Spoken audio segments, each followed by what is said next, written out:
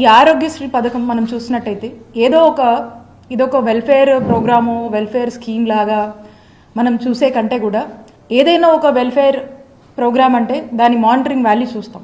కానీ ఈ ప్రోగ్రామ్ చూసినట్టయితే దీంతో ఇది ఒక మానిటరింగ్ వాల్యూతో పాటు ఒక ఎమోషనల్ వాల్యూ కూడా ఉన్నటువంటి, అంత శాంక్టిటీ ఉన్నటువంటి ప్రోగ్రామ్గా ఆరోగ్యశ్రీని చూడాల్సినటువంటి అవసరం ఉంది.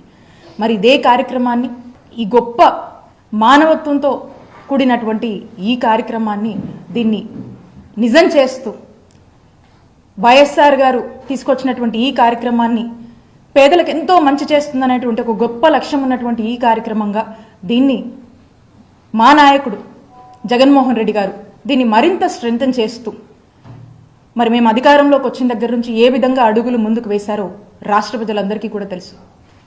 జగన్మోహన్ రెడ్డి గారు అధికారంలోకి వచ్చే నాటికి 1059 ఉన్నటువంటి ఈ ఆరోగ్యశ్రీ ప్రొసీజర్స్ ఏవైతే ఉన్నాయో వాటిని 3257 ప్రొసీజర్స్కి పెంచినటువంటి ఘనత జగనన్న ప్రభుత్వానికి దక్కుతుంది. అలాగే నెట్వర్క్ హాస్పిటల్స్ 919 నెట్వర్క్ హాస్పిటల్స్ ఉండేవి మేము అధికారంలోకి వచ్చే నాటికి. మరి వాటిని 2300 హాస్పిటల్స్గా కూడా విస్తరించడం జరిగింది జగనన్న ప్రభుత్వంలో. అలాగే ఆరోగ్యశ్రీ ఏదైతే 5 లక్షల వరకు వర్తింపు ఉండిందో, 5 లక్షలకే పరిమితం ఉండిందో దాన్ని 25 లక్షల వరకు కూడా పెంచినటువంటి ఘనత జగన్మోహన్ రెడ్డి గారి ప్రభుత్వానికి దక్కుతుంది.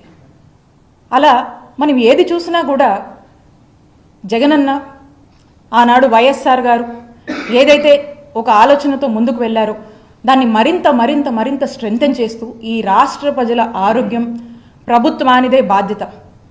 ఈ రాష్ట్రంలో ఏ పేదవాడికైనా ఏదైనా ఒక అనారోగ్య సమస్య వచ్చినప్పుడు ఆ బాధ్యత, ఆ పూర్తి రెస్పాన్సిబిలిటీ ప్రభుత్వంగా మాది అని భావించి, ఆ సమస్య తనదైనప్పుడు ఎలాంటి బాధ ఉంటుందో, తనదైనప్పుడు ఎంతటి రెస్పాన్సిబిలిటీ ఉంటుందో ఆ మొత్తం రెస్పాన్సిబిలిటీ కూడా జగన్మోహన్ రెడ్డి గారు తీసుకొని, మరి ఏ ఏ ఏ ప్రొసీజర్ల కోసం జనం ఎక్కువగా హాస్పిటల్స్కి వస్తున్నారు, ఏం అడుగుతున్నారు, ఏమి మనం ఎక్కడ ఫోకస్ చేయాల్సి వస్తుందని పదే పదే రివ్యూస్లో స్టడీ చేసుకొని ఇంకేమైనా యాడ్ చేయాలా, ఇంకేమైనా ప్రొసీజర్స్ పెంచాల్సినటువంటి అవసరం ఉందా అని చెప్పి పదే పదే రివ్యూస్లో అడిగి తెలుసుకొని దాని మీద కొంత రీసెర్చ్ చేసుకొని కొంత డేటా గెయిన్ చేసుకొని మరి 3257 ప్రొసీజర్స్ వరకు కూడా పెంచి తీసుకెళ్ళి రాష్ట్ర ప్రభుత్వం ఎవ్వరికి కూడా, ఏ పేదవాడికి కూడా ఎక్కడ ఆరోగ్య సమస్య వచ్చినా కూడా అది ఆరోగ్యశ్రీలో వాళ్లకు ఉచితంగా వైద్య సేవలు అందేవి.